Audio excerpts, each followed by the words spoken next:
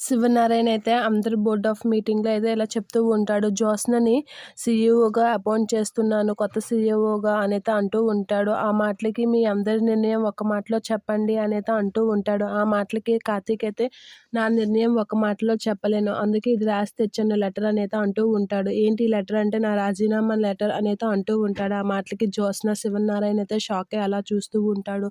ఈ సంస్థ నుంచి నేను విడిపోవడానికి రాజీనామా చేస్తున్నాను. నేను ఈ సంస్థలో కలిసి పని చేయలేను అనైతే అంటూ ఉంటాడు. ఆ మాటలకి జ్యోత్స్న వాళ్ళందరూ ఒకసారిగా షాక్ అయ్యి అలా చూస్తూ ఉంటారు. ఏంటి కార్తీక్ ఇలాంటి నిర్ణయం తీసుకున్నాడు అని చెప్పి జ్యోత్స్న అయితే అలా చూస్తూ ఉంటుంది. అలా చూస్తూ ఇలా మాట్లాడుతూ ఉంటుంది. ఏంటి బావ అనైతే అంటూ నేను మీతో కలిసి ఈ కంపెనీలో కలిసి పని చేయలేను అని కార్తీక్ అంటూ ఉంటాడు. ఆ మాటలకి అందరూ ఒకసారిగా షాక్ అయ్యి అలా చూస్తూ ఉంటారు. అయినా నువ్వు ఎందుకు ఇలాంటి నిర్ణయం తీసుకున్నావో నాకు అసలు అర్థం కాలేదు బావ అని అంటూ ఉంటుంది. సారీ మిస్టర్ కార్తీక్, ఇదంతా మనం కలిసి చేస్తున్న సంస్థ. ఈ సంస్థలో నుంచి మీరు విడిపోతే ఎలా అని చెప్పి జ్యోత్స్న అంటూ ఉంటుంది.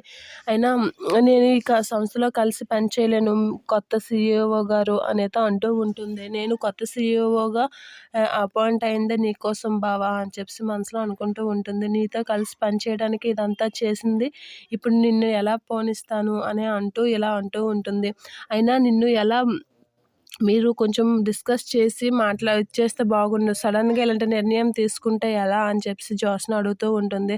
అంతా ఒక సంస్థలా పనిచేస్తున్నాం కదా! ఇప్పుడు మీరు విడిపోతే ఎలా అనంటే, మీరు సీఈఓగా అయ్యారు కదా! మీరు సీఈఓగా అయినప్పుడు మీరు కొత్త వ్యక్తిని తెచ్చుకోండి అనైతే అంటూ ఉంటాడు. ఆ మాటలకి నే ఏమంటారు తాతయ్య, ప్రైవేట్‌గా మాట్లాడి ఒక డిస్కషన్ చేశాక దీన్ని యాక్సెప్ట్ చేస్తాం. అంతవరకు ఈ రాజీనామాని యాక్సెప్ట్ చేయమని జ్యోత్స్న అంటూ ఉంటుంది. శివనారాయణ కూడా అవును అనే అంటూ ఉంటాడు.